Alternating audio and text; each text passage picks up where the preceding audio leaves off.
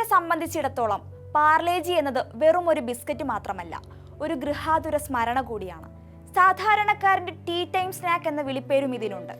എന്നാൽ സംഘർഷത്തിൽ മുങ്ങിയ ഗാസയിൽ പാർലേജിക്ക് മറ്റൊരു പ്രതിച്ഛായയാണ്. ക്ഷാമത്തിന്റെയും പട്ടിണിയുടെയും വക്കിലെത്തിയ ഒരു ജനതയുടെ വിശപ്പടക്കുന്ന ആഡംബര ഭക്ഷണം. യുദ്ധകാലത്തെ ദുരിതങ്ങൾ എടുത്തു കാണിക്കുന്ന ഗാസയിൽ നിന്നുള്ള നിരവധി ചിത്രങ്ങൾ സോഷ്യൽ മീഡിയയിൽ ചർച്ചയാകാറുണ്ട്. ഗാസയിൽ താമസിക്കുന്ന പലസ്തീൻകാരൻ മുഹമ്മദ് ജവാദിന്റെ പോസ്റ്റാണ് ഇപ്പോൾ ഇത്തരത്തിൽ ചർച്ചയാകുന്നത്. യുദ്ധകാലത്തെ കടുത്ത ക്ഷാമത്തെ എടുത്തു കാണിക്കുകയാണ് ജവാദിന്റെ വാക്കുകൾ. ജവാദിന്റെ പോസ്റ്റിൽ അപൂർവമായി മാത്രം അവർക്ക് ലഭിക്കുന്ന പാർലേജി ബിസ്ക്കറ്റ് പിടിച്ചിരിക്കുന്ന അദ്ദേഹത്തിന്റെ ഇളയ മകൾ റാഫിഫിനെ കാണാം. അവൾക്ക് ഏറ്റവും പ്രിയപ്പെട്ട ഭക്ഷണമാണത്. ഇന്ത്യയിൽ പാർലെ ബിസ്ക്കറ്റിന്റെ വില എത്രയാണെന്ന് നമുക്കെല്ലാം അറിയാം.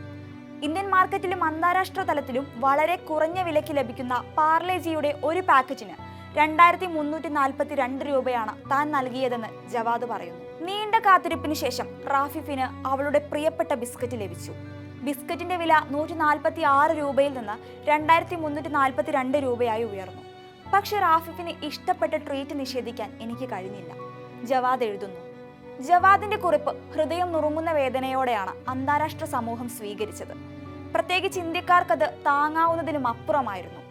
പലസ്തീനിലേക്ക് കൂടുതൽ പാർലേജി അയക്കാമോ എന്നാണ് ഇന്ത്യൻ വിദേശകാര്യ മന്ത്രിയെ ടാഗ് ചെയ്ത് നിരവധി പേർ ചോദിക്കുന്നത്.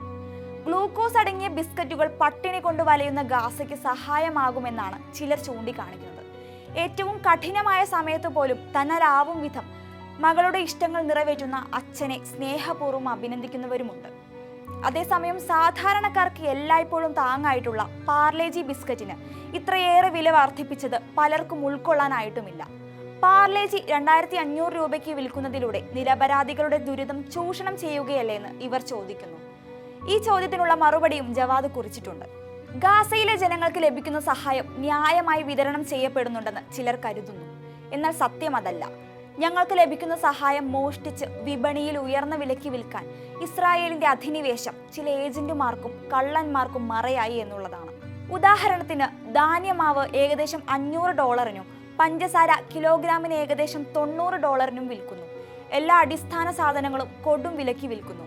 വാങ്ങാൻ കഴിയാത്ത ചിലർ അവർക്ക് ആവശ്യമുള്ളത് ലഭിക്കാൻ വേണ്ടി ജീവൻ പണയപ്പെടുത്തുന്നു. അതേസമയം മറ്റുള്ളവർ വലിയ അളവിൽ മോഷ്ടിക്കുകയും വലിയ ലാഭത്തിൽ വിപണിയിൽ വിൽക്കുകയും ചെയ്യുന്നു, ജവാദ് പറയുന്നു. ഇസ്രായേലിന്റെ തുടരുന്ന ആക്രമണവും അധിനിവേശവും അടിസ്ഥാന വസ്തുക്കളുമായി എത്തുന്ന സഹായങ്ങൾക്ക് മേലുള്ള ഉപരോധവും ഗാസയിലെ ജനജീവിതം നരകതുല്യമാക്കുന്നുണ്ട്. അതിനിടയിൽ ഇടയ്ക്കെങ്കിലും ലഭിക്കുന്ന ഭക്ഷണത്തിന് പോലും കൊടും വില നൽകേണ്ടി വരുന്നത് പലസ്തീൻ ജനതയുടെ ദുരവസ്ഥയുടെ ആഴം വ്യക്തമാക്കുകയാണ്.